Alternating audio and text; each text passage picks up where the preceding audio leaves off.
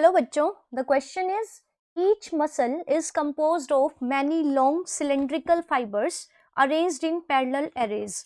These fibers are composed of numerous fine fibrils called, and the options are A. Microfilament, B. Myofibrils, C. Microtubules, and D is sarcoplasm. So when we talk about the muscles, तो muscles और muscular tissue अगर हम इनकी बात करें तो these are of three types. One is the skeletal muscles, एक होती हैं smooth muscles, and the third one is cardiac muscles. तो here we are talking about the skeletal muscles.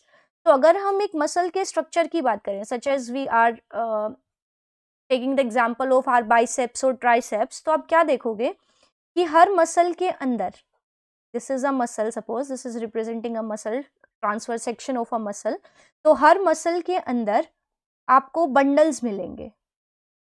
These are the bundles and these are the bundles of actually the muscle cells.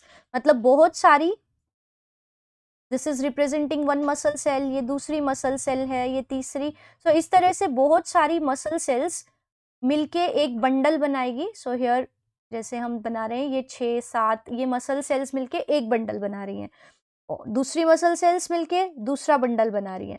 So muscle, अगर हम एक hierarchy की बात करें तो एक muscle के अंदर आपको क्या मिलेगा, बहुत सारे मसल फाइबर्स. मसल फाइबर्स क्या है, एक्चुअली मसल सेल्स को ही हम मसल फाइबर्स कह रहे हैं, मायोसाइट्स. तो मसल फाइबर्स के बंडल्स होंगे and these bundles of muscle fibres are known as the fascicles. तो ऐसे है. अब हर मसल फाइबर के अंदर, जैसे if we take out the one muscle fibre here, तो ये मसल फाइबर सिलेंड्रिकल होगा, इलोंगेटेड होगा, और इसके अंदर आपको छोटे छोटे और सिलेंडर्स मिलेंगे.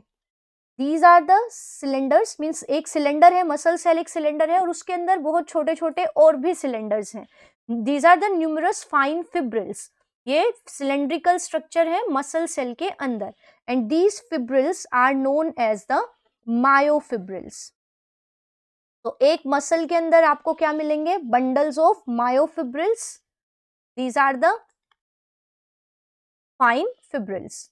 तो these are means muscle fibre is a cylinder, एक सिलेंडर के अंदर आपको छोटे और सिलेंडर्स मिलेंगे. नाउ अगर हम एक मायोफिब्रिल को बाहर निकालें तो एक मायोफिब्रिल में आपको बहुत सारे प्रोटीन के फिलामेंट्स मिलेंगे, कोई थिक होगा कोई थिन होगा. सो एक मायोफिब्रिल के अंदर आपको फिलामेंट्स मिलेंगे and these are called the myofilaments और the microfilaments. These are the myofilaments. तो ये मायोफिलामेंट्स दो तरह के हैं, thin myofilaments and thick myofilament, जो प्रोटीन से बने होते हैं.